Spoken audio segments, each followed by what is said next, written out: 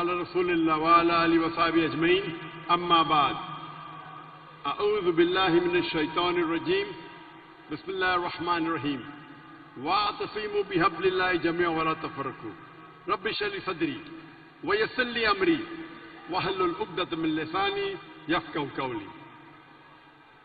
میرے محترم مولانا سید عبد الخبیر آزاد، امام اور خطیب بادشاہی مسجد، minister of health, minister of transport, میرے محترم بزرگوں اور میرے عزیز بھائیوں، السلام علیکم ورحمۃ اللہ وبرکاتہ۔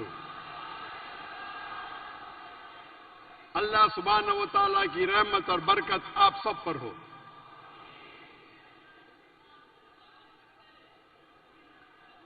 میں اسٹیج پہ آنے کے پہلے مولانا صاحب مجھ سے کہہ رہے تھے، دیکھیے لاہور، پاکستان کے لاہوری مسلمان کتنی محبت کرتے ہیں ڈاکٹر ذاکر نائک سے۔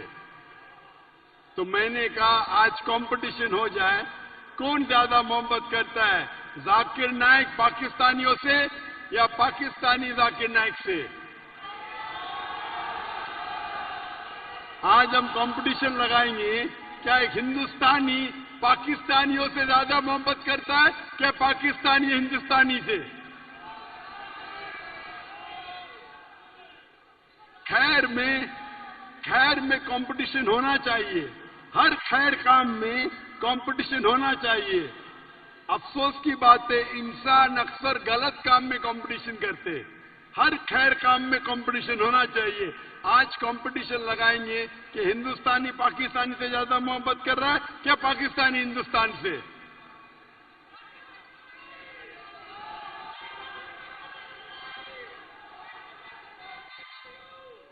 آئی لو یو ٹو۔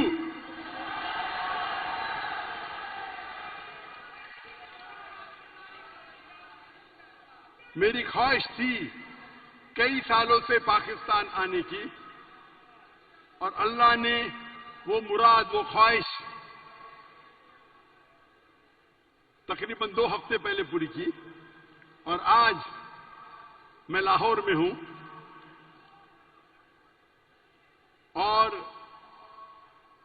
میں بے حد خوش ہوں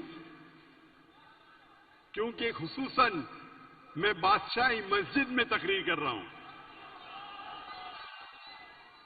آج کے تقریر کا موضوع ہے القرآن عالمی ضرورت۔ The Quran a global necessity۔ القرآن اللہ سبحانہ و تعالی کی آخری وحی، آخری کتاب ہے جو نازل کی ہے آخری پیغمبر محمد صلی اللہ علیہ وسلم پر۔ اللہ سبحانہ و تعالیٰ فرماتے سورہ رعد میں، سورہ نمبر 13 آیت نمبر 38 میں، وَلِكُلٍّ أَجْلٍ کتاب، ہر دور میں اللہ نے ایک کتاب نازل کی، ایک وحی نازل کی۔ نام سے قرآن مجید میں صرف 4 اللہ کی کتابوں کا ذکر ہے، توراہ، زبور، انجیل اور قرآن۔ توراہ وہ وحی، وہ کتاب ہے جو موسیٰ علیہ السلام پہ نازل کی گئی تھی۔ زبور وہ کتاب، وہ وحی ہے جو نازل کی گئی تھی داؤد علیہ السلام پر۔ انجیل وہ کتاب ہے، وہ وحی ہے جو نازل کی گئی تھی عیسیٰ علیہ السلام پہ۔ اور قرآن مجید آخری کتاب، آخری وحی جو نازل کی گئی تھی آخری پیغمبر محمد صلی اللہ علیہ وسلم پہ۔ لیکن اللہ تعالیٰ فرماتے ہیں ہر دور میں اللہ نے ایک کتاب نازل کی۔ ویسا تو بہت سے کتابیں ہیں، مثال کے طور پہ صحف ابراہیم، نام سے صرف 4۔ لیکن جتنی بھی کتابیں، جتنے بھی وحی اللہ نے نازل کی قرآن مجید کے پہلے، وہ صرف محدود تھی کچھ لوگوں کے لیے اور ایک دور کے لیے۔ جتنے بھی کتاب پہلے نازل کی گئی، توراہ، زبور، انجیل اور جس کے نام ہمیں نہیں پتا، وہ محدود تھی ایک وقت کے لیے۔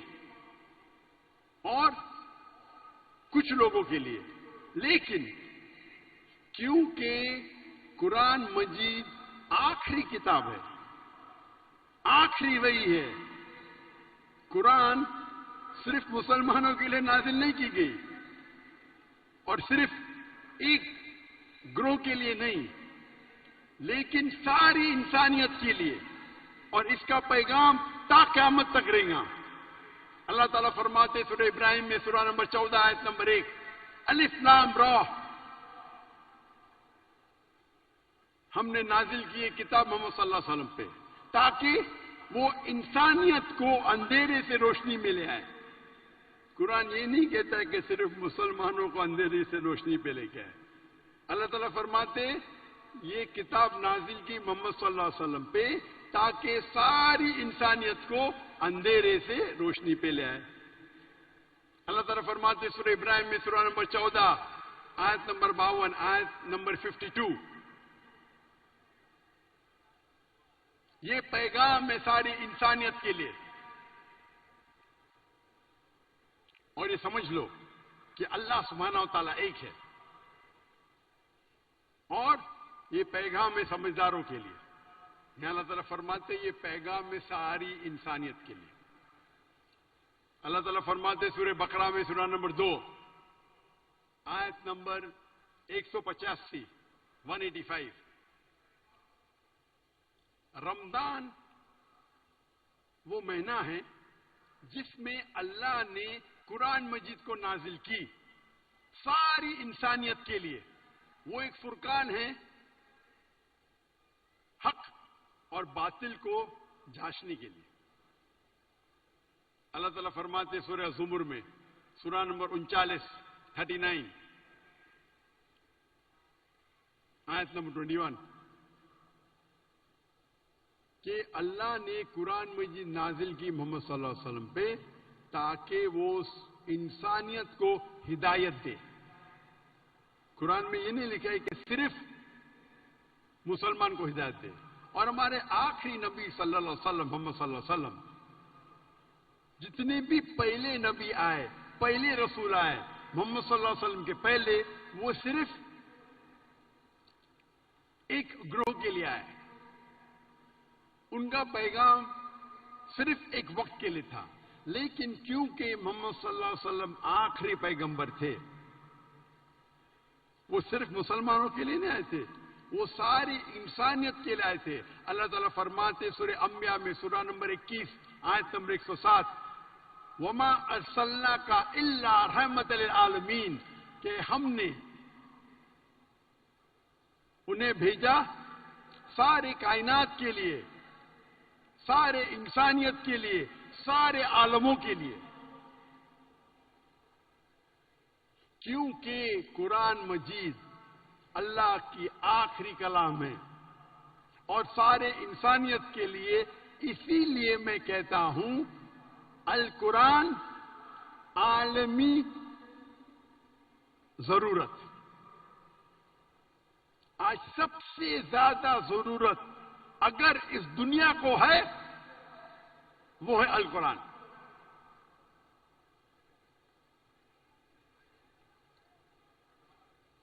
قرآن مجید از دا فیوچر ورلڈ کانسٹیٹیوشن. وہ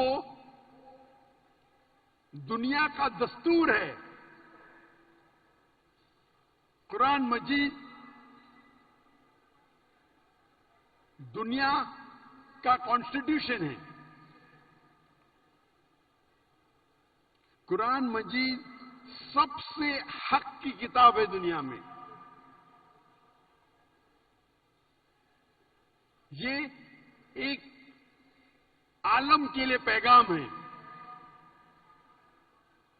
یہ فوارہ ہے حکمت اور رحمت کا. یہ ہدایت ہے جو لوگ بھٹکے ہوئے ہیں. قرآن مجید ایک تنبیہ ہے جو لوگ نہیں مانتے, اور جو لوگ شک میں ہیں ان کے لیے حق کا پیغام ہے. قرآن مجید ایک رحمہ ہے جو لوگ مشکل میں ہیں. قرآن مجید ایک امید ہے مظلوموں کے لیے. اسی لیے میں کہتا ہوں قرآن عالمی ضرورت ہے.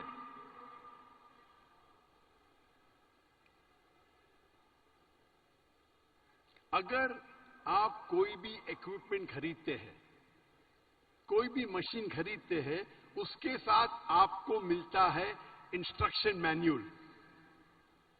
اردو میں کہتے ہیں ہدایت نامہ، انگریزی میں کہتے ہیں انسٹرکشن مینیول. اب کبھی بھی کوئی بھی مشین خریدیں گے، اس کے ساتھ آتا ہے انسٹرکشن مینیول، ہدایت نامہ. اور جتنی پیچیدہ مشین، جتنی کمپلیکیٹڈ مشین ہے، اتنی ضرورت ہے ہدایت نامے کی.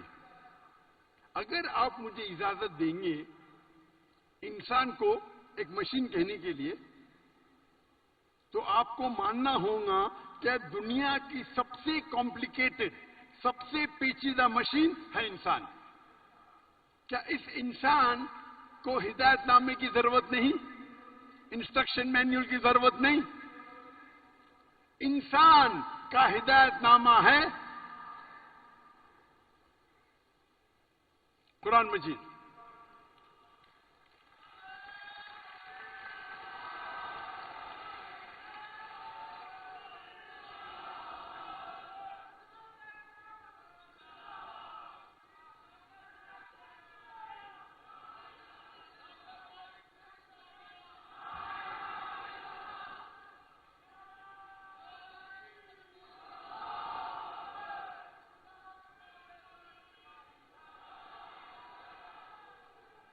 قرآن مجید انسانوں کا انسٹرکشن مینیول ہے، ہدایت نامہ ہے.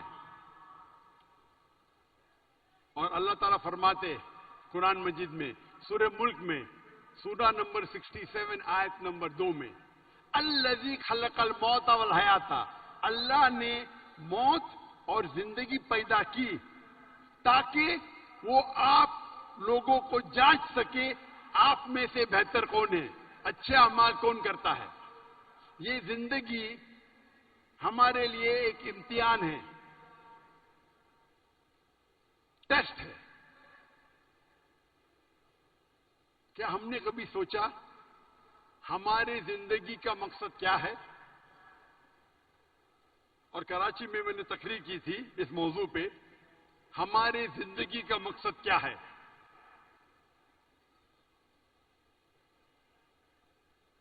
کبھی آپ لوگ نے سوچا ہماری زندگی کا مقصد کیا ہے؟